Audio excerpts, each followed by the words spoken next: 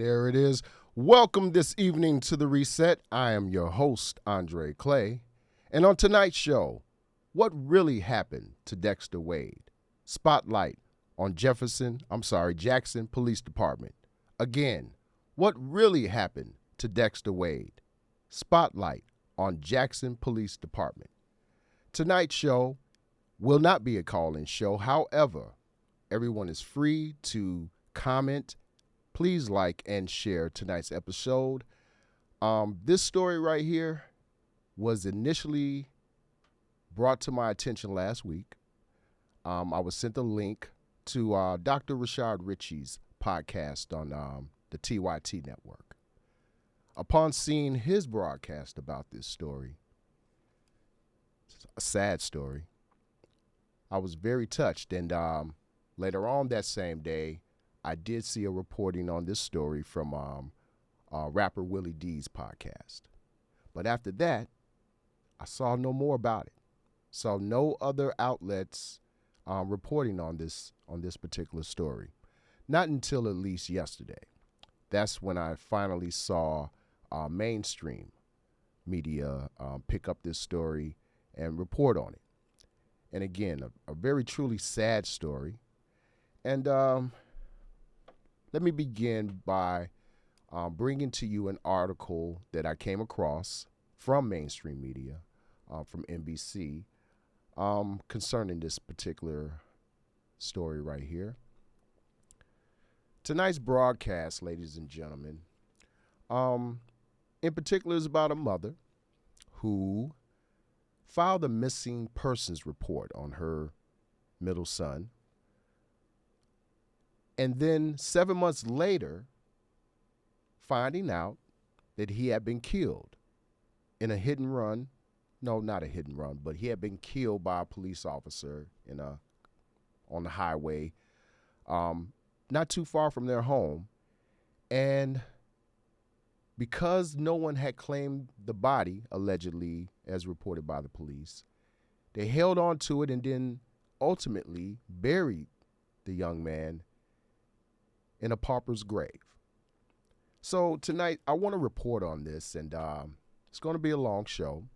I wanted to bring you this article because I believe that more people need to be aware about this issue, about this story.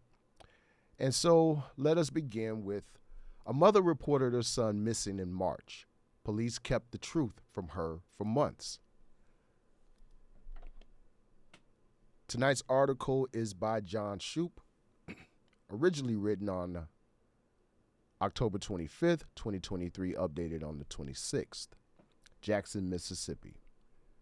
7 months of searching for her lost son brought Dexter Wade to a dirt road leading into the woods past an empty horse stable and scrapyard. The last time she'd seen her middle child, Dexter Wade, 37, was on the night of March 5th as he left home with a friend. She reported him missing, and Jackson police told her they'd be unable to find him, she said. It wasn't until 172 excruciating days after his disappearance that Betterston learned the truth. Dexter had been killed less than an hour after he left home, struck by a Jackson police car as he crossed a nearby interstate highway. Police had known Dexter's name and hers, but failed to contact her, instead letting his body go unclaimed for months in the county morgue. Now it was early October, and Betterston had finally been told where she could find her son. She pulled up to the gates of the Hinds County Penal Farm, her sister in the passenger seat. A sheriff's deputy and two jumpsuited inmates in a pickup told her to follow them. They bounced down the road and curved into the woods, crawling past clearing where rows of small signs jutted from the earth, each marked with a number. "Girl, look at this," Betterston, 65, said to her sister. "Would you believe they would bury someone out here?" The caravan came to the end of the road at another clearing with more markers. The deputy took one of Betterston's hands, her daughter the other, and then walked to the mounds of loosely packed dirt. And they stopped at grave number 672. Really, Betterston said. She bent over, hands on her knees. She cried out, her voice echoing off the surrounding trees. I'm sorry, baby. I'm sorry. On March 5th, Betterston, a retired Nissan line technician who worked part-time as a home health aide, returned home and found one of her windows broken. And again, family remembered March 5th is the night that Dexter went missing, or at least initially left the house. She and Dexter argued about it, and around 7:30 p.m., he left with a friend, she said. Days passed without a word. On March 14th, Betterston called the Jackson Police Department to report him missing. The decision to call the police was difficult for Betterston. She did not trust them. And this is because in 2019, her 62-year-old brother died after a Jackson officer slammed him to the ground.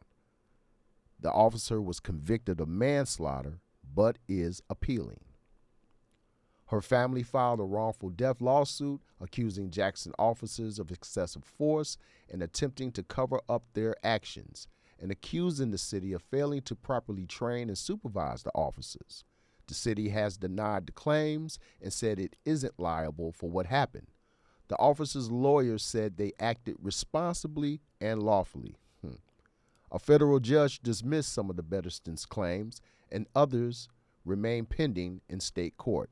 And family, I want you to keep that in mind. Keep that in mind. She has already had confrontation with the Jackson Police Department concerning her brother. Please remember that throughout this broadcast. Betterston said her mother advised her not to call the police about Dexter.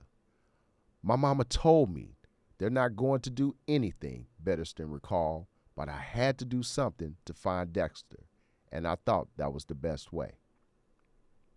An investigator came to the Betterston's house and took a statement, she said. She emailed the investigator a picture of Dexter. He left a card with a case number on it. 2 days later, she emailed a different investigator another photo of her son. The original investigator filed an incident report that misspelled Dexter's name as Dexter. We see the first error. Betterston said she kept in regular touch with police, asking for updates and requesting that they put his picture on TV. She did her own search, checking out abandoned homes and driving around her neighborhood, asking if anyone had seen him. She never found the friend who left home with him. Dexter's teen daughters and their mother grew frantic, calling Betterston for news. The girls would ask, "Did you hear from my daddy?" Thomas said. "We just kept praying he was all right."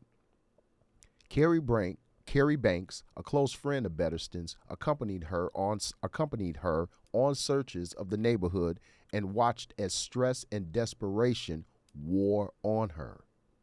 She called someone every week and asked about her child, Banks said. She couldn't get it off her mind. She was crazy about that boy. Each time she called, police told her that they had no information, Betterston said. It turned out that the Jackson Police Department had the answers all along. The department did not respond to detailed questions and has not commented on or explained how it handled Dexter's death. After this article was published, a spokesperson for Jackson Mayor Chokwe Antar Lumumba emailed a statement to NBC News offering, quote, "our sincerest prayers and condolences to the Dexter's family." The spokesperson, Melissa Faith Payne, added in an interview that police did not intentionally harm Dexter or his family. There was miscommunication, but there was no malicious intent anywhere in this whole situation, Payne said.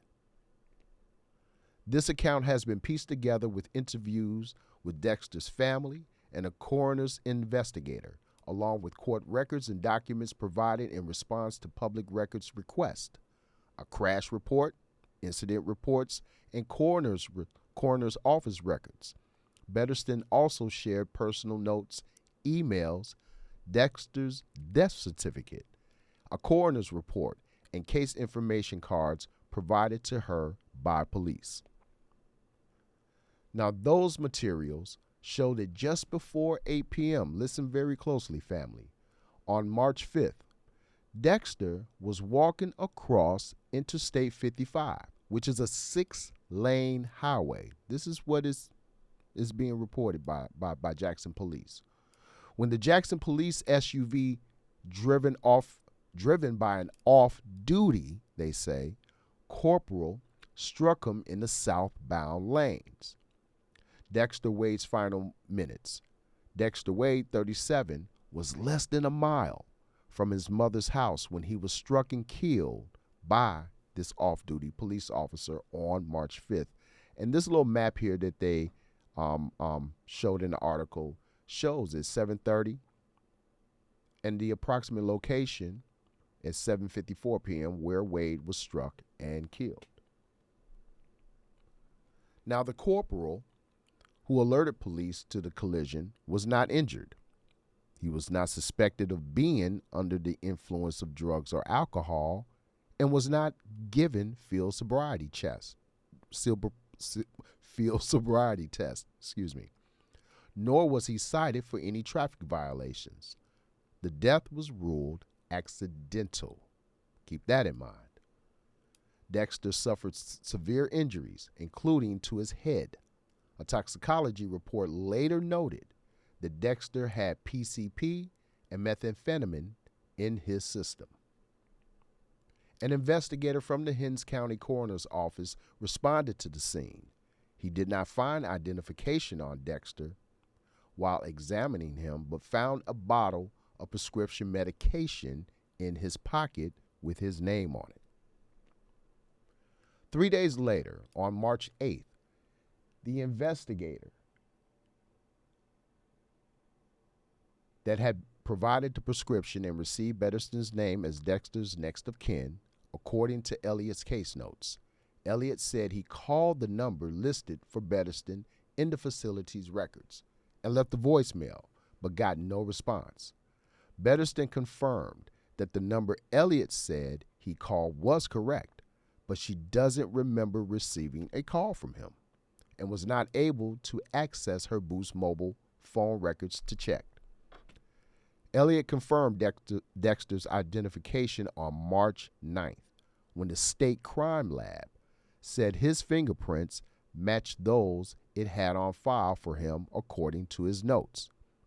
Elliott said in an interview that he passed what he'd found, a phone number and an address, to the Jackson Police Department's Accident Investigation Squad so they could notify Betterston of Dexter's death. That's March 9th.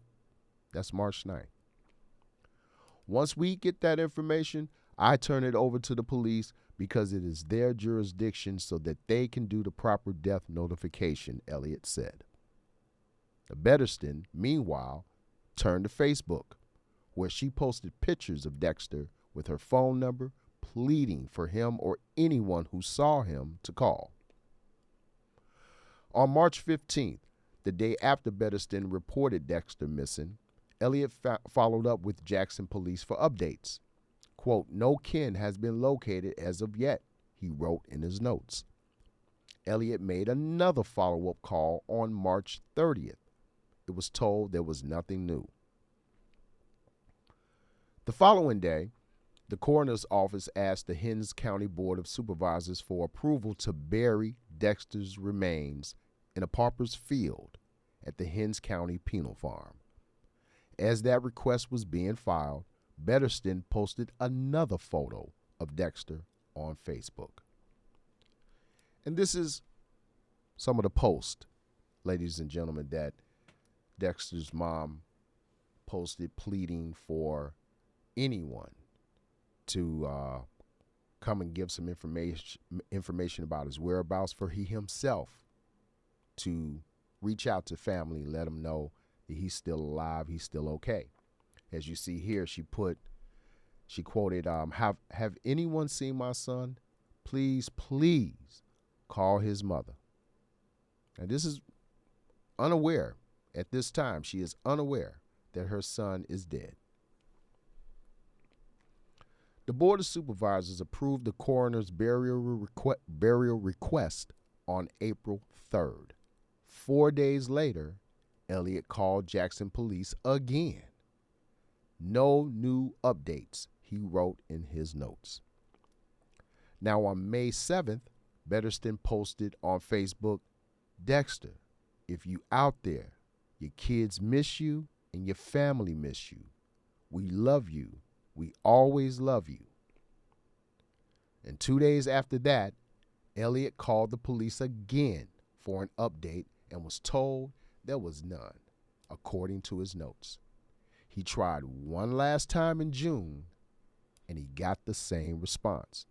Now, all these months, ladies and gentlemen, have gone by, and the police insist no new updates, no new information, and Elliott has to continue to put this same, keep putting this in his notes. Remember that. Now, June 18th was Father's Day, and on Facebook, Betterston pleaded to Dexter directly, quote, I am trying to find you, but no one knows what happens to you. I wish someone would have saw you. I love you very much. Please come home. On July 14th, with no one claiming Dexter's body, the county buried him in a field at its penal farm among other unclaimed bodies. Betterston was still searching. Dexter, your kids miss you. I miss you. And your grandmother, sister, auntie, cuz, friends miss you. She wrote on Facebook on July 16th. You don't have to come home. Just let us know you all right. We love you. 2 days before that post, they buried her son. 2 days before. And this is a picture of that pauper's field where unclaimed bodies are buried. And this is where Dexter is buried. Through the rest of July, Betterston said she called missing persons investigators and got no news. The lead investigator told her he was retiring at the end of the month. And a new investigator called her August 13th to say she was taking over the case, Betterston said. Less than 2 weeks later, on August 24th, the new investigator called to tell her she had found Dexter and that an officer would come see her in person. What she said, when she said that, I knew he was dead, Betterston recalled. The officer, a member of the Accident Investigations Unit, met Betterston at her mother's home. Betterston said he told her that Dexter had been hit by a police cruiser while trying to cross the highway. Now, Betterston, weeping, asked the investigator for more details. He told her to call the coroner's office, Betterston said. Betterston found Elliott. He told her that he'd known Dexter's name since the day he died, and he passed the information to police, Betterston said, and he told her about the pauper's burial.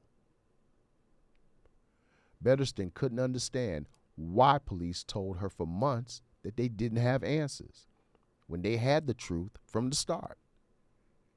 They had me looking for him all that time, and they knew who he was, Betterston said.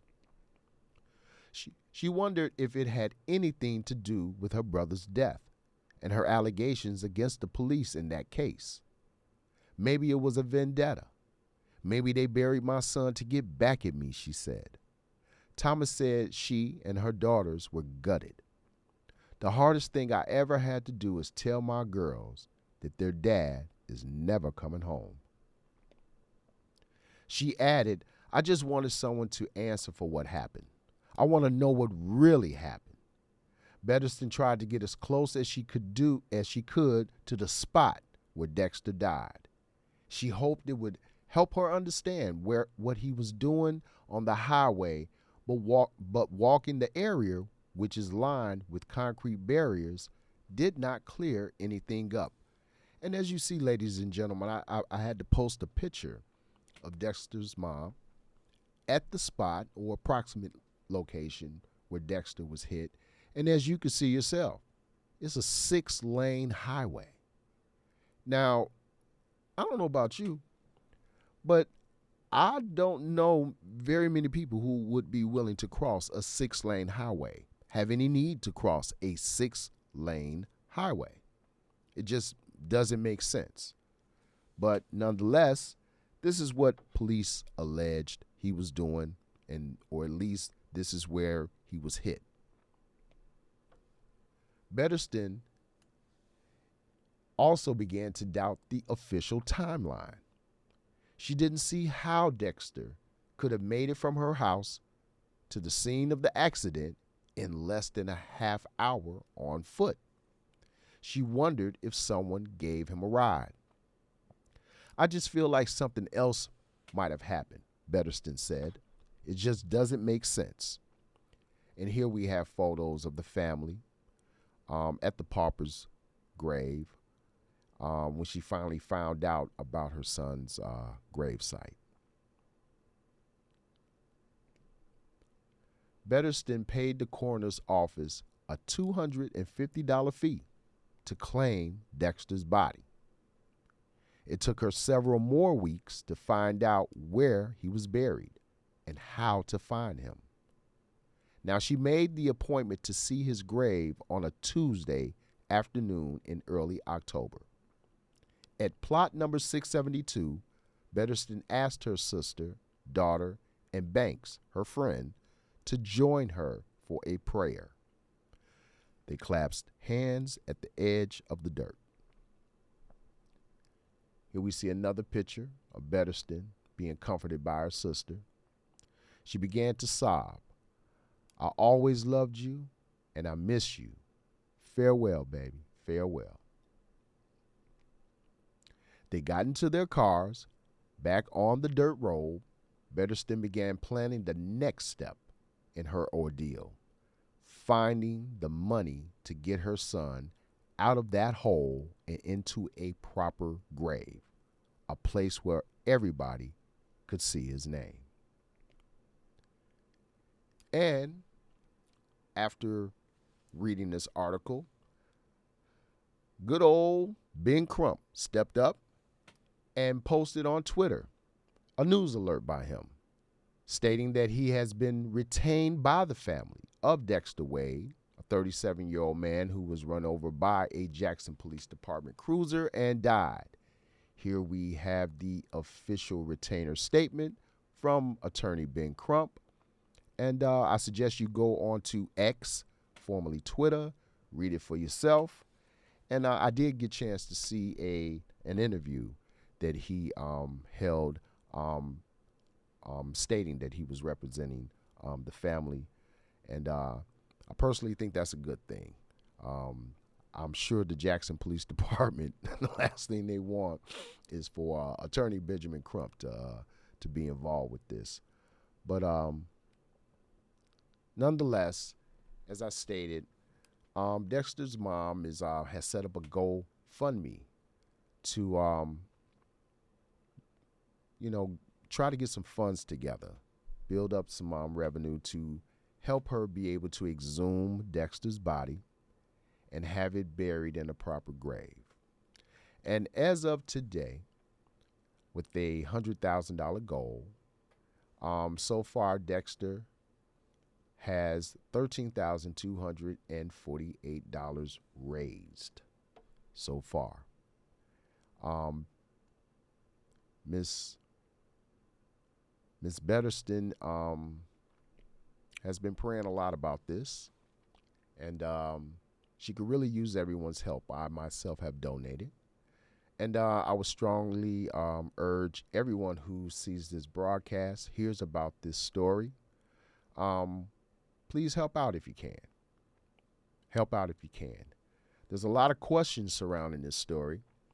And Jackson police, they're no strangers to controversy because remember, everybody, I just saw a report just a couple of months ago, in fact, about how a group of police officers had raided a home and abused and assaulted and damn near killed one of the black men that was in that home, and they were finally convicted, found guilty and convicted. And so apparently police misconduct is a normal thing in Mississippi, specifically Jackson. And also remember, in Jackson, Mississippi, a new jurisdiction that has its own court system and police department for what appears to be the predominantly white side of town has been okayed by the state and implemented, leaving the mayor at a disadvantage, a little powerless in confronting issues concerning that side of town, all the while using the tax dollars by the black residents to fund it in part. But yes, ladies and gentlemen, I'm not sure if you've heard of this story. If you have, please like and share this story. And again, if you can find it in your heart, if you have a few dollars in your pocket, please donate what you can to the GoFundMe for Dexter Wade and his mom. She deserves to be able to bury her son properly. And I do hope that Attorney Benjamin Crump is able to sue this police department that state every officer on staff for everything that he can. It's a damn shame. But we've got to do something about police misconduct in this country. It's gone too far. Gone too far. Qualified immunity would help a lot. And we need this to be something that is an issue that we need presidential candidates to really get behind. Otherwise, law enforcement is just going to continue to run rampant and hide under the color of law. But it's going to be up to us, the citizens, the working class, to get more involved in our political systems here and make change. Make change. Well, that'll be it for tonight's broadcast. Ladies and gentlemen, thank you for tuning in. And with that, we are out.